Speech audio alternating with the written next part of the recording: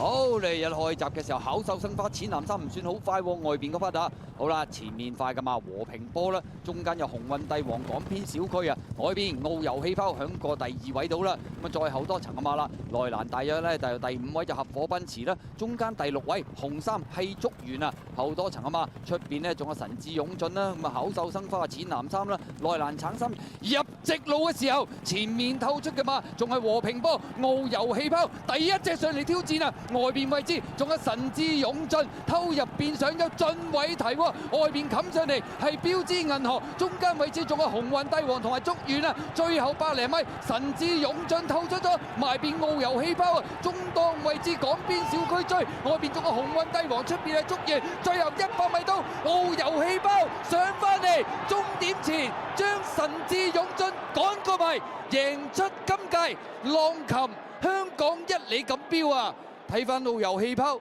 臨尾嘅姿態，最後100零米，以為神智勇進外邊冚上嚟嘅時候啊，遨遊氣泡交出強橫嘅鬥心，響入邊喘翻上嚟啊！而呢匹遨遊氣泡繼上季成為3冠長途王之後，嚟到今季第3個回合啊，咁啊結果輕鬆順利贏出呢場浪琴1哩錦標啊！